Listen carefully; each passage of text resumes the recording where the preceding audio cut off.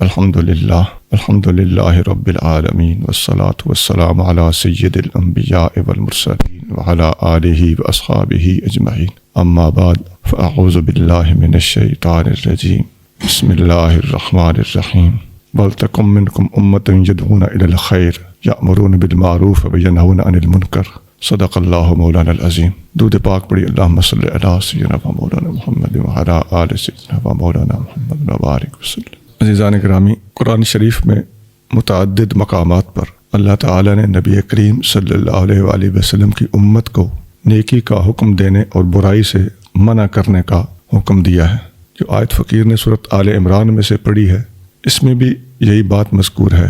اللہ تعالیٰ فرما رہا ہے، تم میں ایک جماعت ایسی ہونی چاہیے جو اسلام کی طرف لوگوں کو دعوت دے، نیکی کا حکم دے، برائی سے منع کرے۔ اللہ تعالیٰ جل شانہ نے خاص طور پر ختم نبوت کے بعد امر بالمعروف اور نہی عن المنکر کی ذمہ داری امت مسلمہ کو سونپی ہے۔ حدیثوں کے اندر بھی نبی کریم صلی اللہ علیہ وآلہ وسلم نے اپنی امت کو اس کام کے لیے ابھارا ہے، یہ ذمہ داری سونپی ہے، اور اس فریضے کی عدم ادائیگی کے نقصانات واضح فرمائے ہیں۔ فقہ کی کتابوں میں بھی امر بالمعروف اور نہی عن المنکر کے نام سے ابواب موجود ہیں، اور باقاعدہ امر بالمعروف اور نہی عن المنکر کرنے کے آداب بھی بتائے گئے ہیں، اور کون سا کام کس بندے کی ڈیوٹی ہے یہ بھی بتایا گیا ہے۔ کس قسم کی برائی سے روکنا کس بندے کی ذمہ داری ہے، حکمران کی ذمہ داری کیا ہے، صوفی کی ذمہ داری کیا ہے، عالم کی ذمہ داری کیا ہے، عام آدمی کی ذمہ داری کیا ہے، ماں باپ کی ذمہ داری کیا ہے، استاد اور مرشد کی ذمہ داری کیا ہے، ساری تفصیلات کتابوں میں موجود ہیں۔ مثلاً تقریباً یہ ساری باتیں فتاوی عالمگیری کے اندر، کتاب الحظر والاباحہ کے اندر موجود ہیں۔ گویا یہ ایسا فریضہ ہے کہ اس کے اوپر قرآن، حدیث اور کتب فقہ کے اندر بڑی تفصیل موجود ہے۔ یہ محض اپنے جلسے کو چار چاند لگانے کے لیے بول دیا جانے والا جملہ نہیں ہے، بلکہ اس کے اوپر دین کی بقا کا دار و مدار ہے، بلکہ سچ پوچھیے تو انسانیت کی بقا کا دار و مدار اسی پر ہے۔ امام غزالی رحمۃ اللہ علیہ فرماتے ہیں کہ یہ نیکی کا حکم دینا اور برائی سے روکنا ایسا فریضہ ہے کہ اس کے اوپر دین کی چکی گھومتی ہے، دین کی چکی اس پہ گھومتی ہے۔ یہ اگر چھوڑ دیا جائے گا تو دین کی تباہی کے سوا کچھ نصیب نہ ہوگا۔ اب ہم کہاں پھنسے ہوئے ہیں؟ ہم ایک تو یہاں پھنسے ہوئے ہیں کہ ہمارے اندر احساس ذمہ داری نہیں ہے کہ یہ کام ہم نے کرنا ہے۔ جو بندہ مطمئن ہو، سر کے نیچے بازو رکھ کے خراٹے لے رہا ہو، اسے صرف روٹی کمانے اور بچے پیدا کرنے کی فکر ہو، اسے پتہ ہی نہیں ہے کہ جانور میں اور انسان میں فرق کیا ہے، اور ایک غیر مسلم اور ایک مسلمان میں فرق کیا ہے۔ ہم نبی کریم صلی اللہ علیہ وسلم کے غلام ہیں اور ہمیں یہ ذمہ داری سونپی گئی ہے۔ یہ احساسات ہی جس بندے کے اندر نہیں ہے، ایسے مردار کو کام میں لانا بہت مشکل ہے، اور اللہ ہی ہے کہ ہماری کوششیں برابر فرمائے اور ایسے سوئے ہوئے لوگوں کو بیدار کرنے میں ہماری مدد فرمائے۔ یہ کام ایسا مشکل ہے، اور اس کی طرف سے ہم بے توجہی کا شکار ہیں کہ اچھے خاصے مذہبی لوگ بھی صرف اور صرف اپنی روٹی کمانے، یا بعض لوگ صرف اور صرف معاشرے کے اندر اپنی ایڈجسٹمنٹ چاہتے ہوئے دینی کام تک کر رہے ہیں۔ یہ الگ بات ہے کہ اللہ تعالیٰ ان سے کام لے رہا ہے، لیکن جو ذمہ داری کا احساس ہے وہ کافی حد تک مفقود ہے، اور اگر کوئی کرتا بھی ہے تو اس کے پاس اگلا مرحلہ یہ ہوتا ہے کہ اگر کسی کے اندر یہ جذبہ ہے بھی اور وہ اس میں صادق ہے، ایسا بندہ ہم نے دیکھا ہے کہ جس اگلی کمزوری کا شکار ہے وہ یہ ہے کہ اس کے پاس طریقہ کار کوئی نہیں، اور اسے سمجھ کوئی نہیں آ رہی کہ ان حالات میں کیا کروں۔ انٹرنیٹ ایک تماشا ہے۔ دشمنان اسلام، یورپی لوگ، مستشرق لوگ، ملحدین، منکرین ختم نبوت، اور بعض مقامات پر مسلمانوں کے اندر پائے جانے والے ایسے ناسور بھی موجود ہیں جو ان چیزوں کی طرف اہمیت کی نگاہ سے نہیں دیکھتے، اور ان کی اعلیٰ ظرفیاں اور نام نہاد وسعت قلبیاں انہیں الحاد کی راہ پر ڈال چکی ہیں۔ اور اس وقت صحیح صورتحال یہ ہے کہ یہ جتنی خرافات آپ دیکھ رہے ہیں جن کے بارے میں نے کہا ہے کہ ان کے بارے میں ایک مخلص اور جذبے والا غیور آدمی بھی لائے عمل اختیار کرنے کہ میں کروں کیا، یہاں آ کر وہ اچھا خاصا پزل ہے، کنفیوزڈ ہے۔ ان لوگوں کی طرف سے، ایسے مخلص لوگوں کو سب سے زیادہ نقصان پہنچ رہا ہے جو اسلام کے نام لیوا بنے ہوئے ہیں اور وہ بین الاقوامی سطح پر کام کرنے والی بعض یونیورسٹیوں اور اداروں کے اندر بیٹھے ہوئے ہیں۔ وہ داڑیاں منڈا کر شیخ الحدیث ہیں۔ وہ برقع پہنتے ہوئے کسی بچی کو دیکھتے ہیں تو اس کا برقع اوپر سے پکڑ کے کھینچ کر باہر پھینک دیتے ہیں۔ ان سے پوچھا جائے کہ تمہارا فلاں کفر کے بارے میں کیا خیال ہے، تو کہتا ہے کہ ہم تو تحقیق بتاتے ہیں، رزلٹ کوئی خود نکال لے۔ یہ لوگ ہمارا راستہ روکنے والے لوگ، جو ہمارے اندر سے بیٹھے ہوئے دشمن ہیں، جنہوں نے ہمیں ٹانگوں سے ڈھنگا ڈالا ہوا ہے۔ ہماری اپنی عوام پھر کہتے جی وہ بھی تو ہمارا ہی ادارہ ہے نا، وہ بھی تو ہمارا ہی عالم ہے نا۔ اسے ہم کیا بتائیں کہ آپ کا یہ عالم باقاعدہ ملحد ہو چکا ہے۔ جس بندے میں بھی آزاد خیالی آ جائے، اجماع اور جمہور کی وہ مخالفت کرتا ہو اور اسے کچھ نہ سمجھتا ہو، آپ سمجھ لیں کہ یہ سڑک سیدھی الحاد کو جاتی ہے۔ یہ وہ مختصر سا نقشہ ہے جو میں نے آپ کے سامنے رکھا ہے۔ ہماری ذمہ داریاں کیا ہیں؟ ختم نبوت کے بعد ہماری ذمہ داریاں کیا ہیں؟ آج کل کے حالات کیا ہیں؟ ہمارے اندر یہ شوق، جذبہ اور احساس ذمہ داری ہے کہ نہیں؟ اور جس میں ہے وہ کہاں پر پھنسا ہوا ہے؟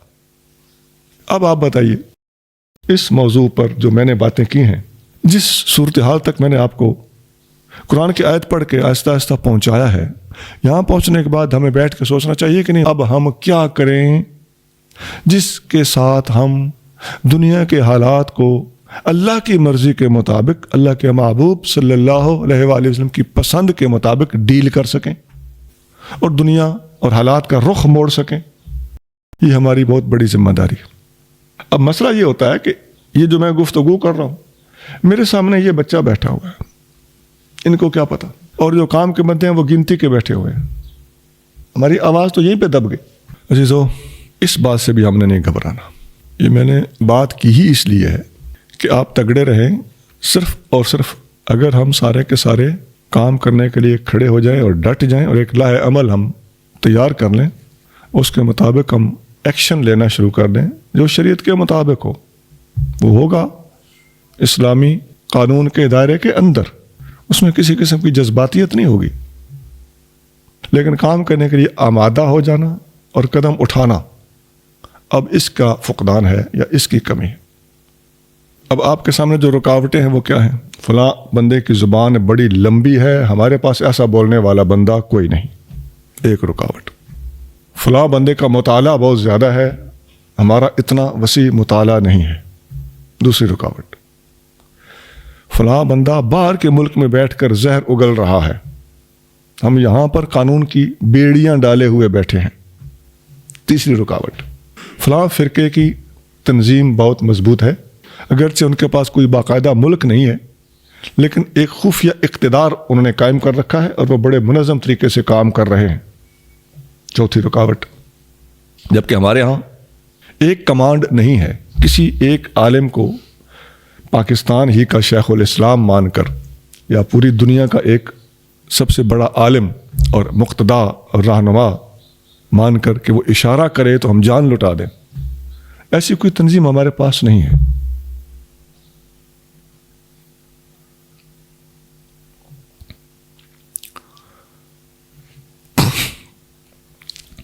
پھر اس راستے میں جو رکاوٹیں آتی ہیں، ہمارے پاس مالی وسائل نہیں، ان کے پاس پیسہ ہے، یہ پانچویں رکاوٹ۔ پھر ان کو کفر، بیرونی طاقتیں، اندر کے شیطان سپورٹ کرتے ہیں اور ہماری مخالفت ہوتی، یہ چھٹی رکاوٹ۔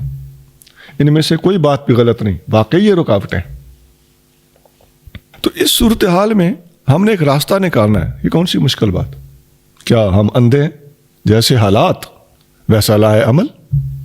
اگر چند ذمہ دار آدمی جو صرف پہلے اگر جانتے ہیں تو سونے پہ سہاگا، نہیں تو فقیر کی اس چند منٹ کی گفتگو کو سن لینے کے بعد ان کو شرح صدر حاصل نہ ہو، تو بڑی حیرت کی بات ہے کہ ہم کس ماحول میں رہ رہے ہیں اور اس ماحول میں ہماری ذمہ داری کیا ہے۔ میری ترتیب اس بات کی متقاضی ہے کہ آپ کو میں 2-3 حدیثیں بھی سنا دوں۔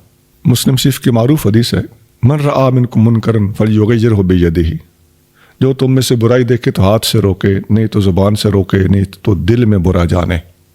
اب ہاتھ سے روکنے والے تو پکے آری ہو کر بیٹھے ہو، وہ تو خود کفر کی تائید کرنے والے۔ اب زبان سے روکنے والے بیچارے رہ گئے، اور دل میں برا جاننے والوں کا تو کوئی ایکٹیو رول ہوتا نہیں، صرف زبان سے روکنے والے باقی ہیں اس وقت آپ دیکھ لیں۔ تو ان کو مل کے کوئی لائے عمل اختیار کرنا چاہیے۔ اور حدیث میں آتا ہے کہ تم میں سے ہر ایک کی رعایا، کلکم راعن وکلکم مسئول عن رعیتہ، تم میں سے ہر بندہ ذمہ دار ہے اور ہر بندے سے اس کی ذمہ داری کے بارے میں قیامت کے دن پوچھا جائے گا۔ اب بتاؤ، اب بھی ہم مردے بن کے پڑے رہے ہیں، ہمیں اللہ کہہ رہا ہو، اللہ کے رسول کہہ رہے ہوں، فرما رہے ہوں کہ تم سے پوچھا جانا ہے، تو پھر میرے بھائیوں ہمیں چاہیے کہ مریں اٹھیں، کام کریں۔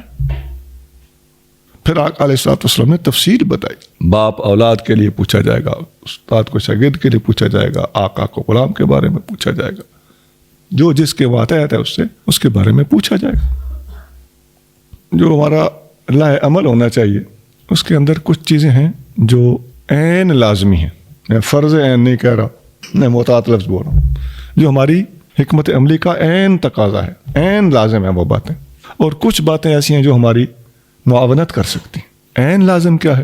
کام کے لیے کھڑے ہو جائیں اور موجودہ حالات میں اقلاع عمل اختیار کریں، وہاں بیٹھ کے طے کر لیں، اور اس کے مطابق تاخیر کے بغیر سٹیپ اٹھانا شروع کر دیں، قدم اٹھائیں، وقت ضائع نہ کریں۔ دوسری چیز یہ کہ اپنی ہم خیال جماعت اور تنظیم کو وسعت دیں، ساتھیوں اور دست و بازو کے بغیر انبیاء نے بھی کام نہیں کیا۔ یہ ہماری جذباتی باتیں ہیں کہ وہ ایک نگاہ کرتے تو یہ ہو جاتا، ٹھیک ہے مان لیا، معافی دو، ہم کب ان باتوں کا انکار کرتے ہیں؟ معجزات ہوتے ہیں، اختیارات اللہ کی طرف سے اللہ والوں کے پاس ہوتے ہیں، لیکن کیا اسی طرح دین پھیلا ہے؟ لیکن نگاہ سے دین کا کام ہو گیا۔ حد ہو چکی ہے ہمارے طبقے کے اندر جہالت کی، اور اتنی سی بات پہ ہو سکتا ہے وہ آپ کو پکڑ کے بیٹھ جائے، تم باقی گلاں تے چھاڑا نا، تم مینوں اے گل پہلوں دس۔ اس قسم کے جاہلوں کا علاج فاروق اعظم کے پاس تھا۔ اکثر اوقات جاہل، بے وقوف، عقل سے عاری اور جذباتی قسم کے لوگ علماء پر گرفت کرتے، یہ ہمارے لیے لازمی چیزیں ہیں۔ ایک استحبابی کام ہے وہ یہ کہ ہم جہاں تک ممکن ہو بہت سے ایسے لوگوں کو یا تو ساتھ ملا لیں جن کے ساتھ ہمارا اختلاف اتنا بڑا نہیں کہ وہ ناقابل برداشت ہو، یا ان کے ساتھ اختلاف کر کر کے ہم تجربات کر چکے ہیں اور ہمیں کافی ساری باتیں کا انکشاف ہو چکا ہے، اور اگر ان کو ساتھ نہیں ملاتے تو کم از کم ان پر اپنا وقت نہ لگائیں۔ وہ طاقتیں جو ان پر ہم لگا رہے ہیں وہ اس وقت کی عین ضرورت کے اوپر خرچ کی جائے۔ میں نے یہ گفتگو ختم نبوت کے موضوع پر دیے جانے والے تیسرے لیکچر کے حوالے سے کی ہے۔ اب آپ سوچیں گے کہ اس کا ختم نبوت سے کیا تعلق؟ نبی کریم صلی اللہ علیہ وآلہ وسلم کے بعد نبی نے نہیں آنا تو بعد والے صرف ختم نبوت کے ڈھنڈورے پیٹتے رہیں تو کافی ہے، یا ختم نبوت کے کچھ تقاضے بھی پورے کریں تو یہ ان کا کام بنتا ہے؟ اگر ہم اپنا کام کریں تو ختم نبوت کے منکرین کی آوازیں بند ہو جائیں۔ اگر ہم ذمہ داری کے ساتھ صورتحال کو ہاتھ ڈالیں تو منکرین ختم نبوت صفحہ ہستی سے مٹ جائیں۔ اور پوری معذرت کے ساتھ ایک بات کہنے لگا ہوں کہ منکرین ختم نبوت ہم نے صرف قادیانیوں کو سمجھا ہوا ہے۔